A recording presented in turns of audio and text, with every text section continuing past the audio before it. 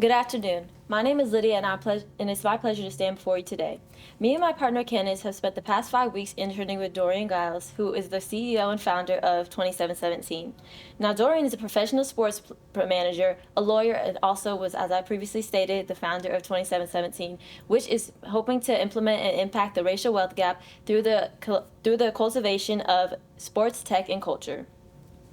Now, today we'll be talking more about the racial wealth gap, but also how that can also play a role into lending and decreasing it, as well as implementing programs and other various things in schools and as well as outside of school activities to help implement and make more kids, more Black youth, interested in careers adjacent to sports. Now, to talk about the racial wealth gap, we want to make sure we highlight one of the biggest factors that inhibits Black youth as well as underserved communities.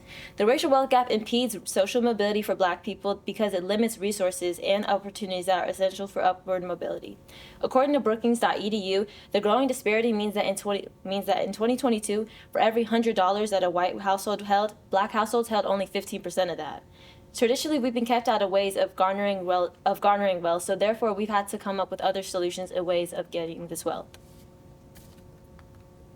Now, I want to talk to you about a data narrative. Follow me through this roadmap.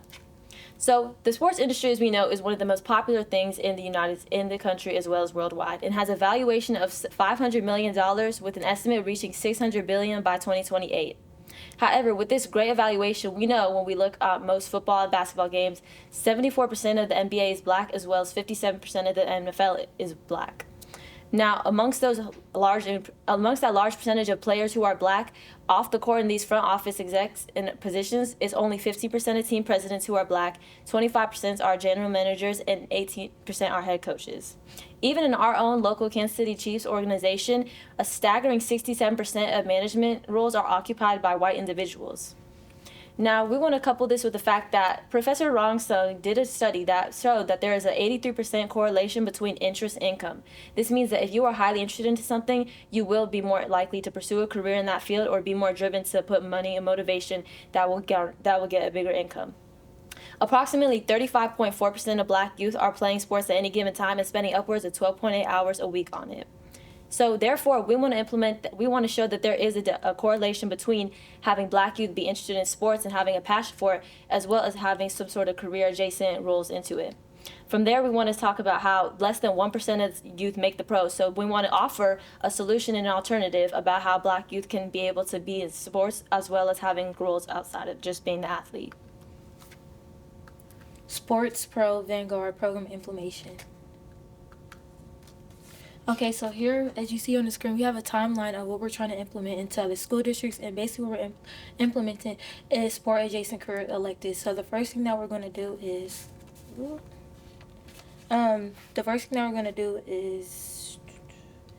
we learned how to turn people's passions into sports.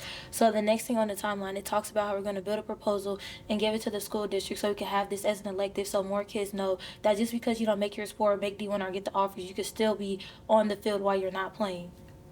And then for the third thing on the timeline, we plan to organize a meeting where we have our workshops and we talk about how we're going to do this in our budget that's required for this. And then lastly, we plan to envision these electives in the KCPS Metro School District as early as 2025.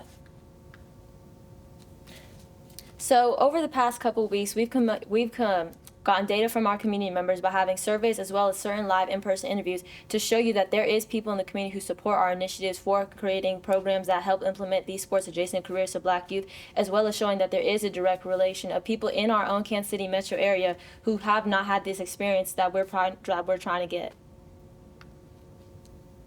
And then we will have workshops led by Rich Paul, David Mugado, Mutaba Elegata, and Ayana Moody. Our asks is for funding from KCPS, marketing from UA, logistics supports from Raytown, and workspace from Kaufman. For our budget, we want salaries and training for $13,500, equipment and supplies $5,000, marketing and outreach $2,000, tech and software $2,000, and meeting spaces $2,500, which brings us to $25,000. We want to show that there is real impact that these implementations, these sports adjacent career programs can make. We want to show that there's more representation because, as we know, representation matters, especially when it comes to young Black youth. We want to show that there's more empowerment and community impact, that having more people in these positions can help our impact and help impact our communities.